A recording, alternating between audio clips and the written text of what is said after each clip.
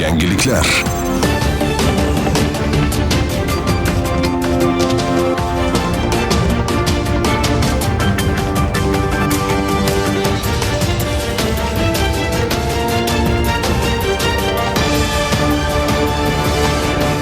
Assalomu alaykum. Yangiliklar bilan studiyada Dilfuza Yusupova.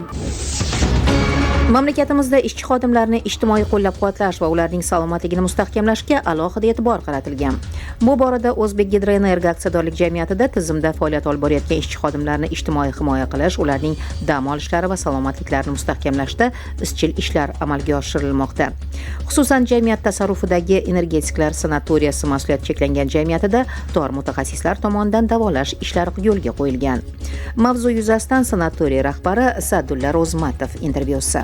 Energetiklar sanatoriyasi mas'uliyati cheklangan xodimlari ham tasarrufdagi ishchi xodimlarni ijtimoiy qo'llab-quvvatlash, ularning yo'qolgan sog'lig'ini tiklash, reabilitatsiya masalalariga e'tibor qaratib kelmoqda. Sanatoriy hududida dam olish, davolash, laboratoriya, diagnostika, fizioterapiya bo'limlaridan tashqari ularni maroqli hordiq chiqarib dam olishlari uchun o'yingohlar bilan ta'minlangan. O'tgan yili O'zbek Gidroenergo va Minenergo tasarrufidagi ishchi xodimlardan 3,5 mingdan ortiq ishchi xodimlarni sog'lomlashtirishga erishdik. Ulardan tashqari respublikamizning boshqa xohish bildirgan dam oluvchilari ham kelib murojaat qilyapti va mana oxirgi yillarda qo'shni davlatlarimiz ko'proq Qozog'istondan, Tojikistondan, Qirg'izistondan ham dam oluvchilar murojaat etishyapti va ularni ham sog'lomlashtirishda ishtirok etyapmiz. Barcha dam oluvchilarimizga kerak bo'lgan davolash, diagnostika va fizioterapevtik muolajalarni taqdim etib kelmoqdamiz. Bu yilgi rejalarimizdan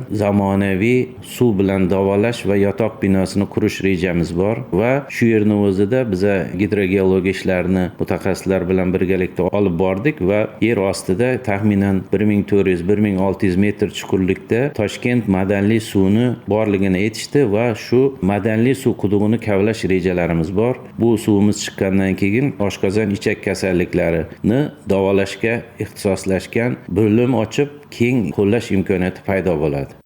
Siz yangiliklar bilan tanishdingiz. Salomat bo'ling.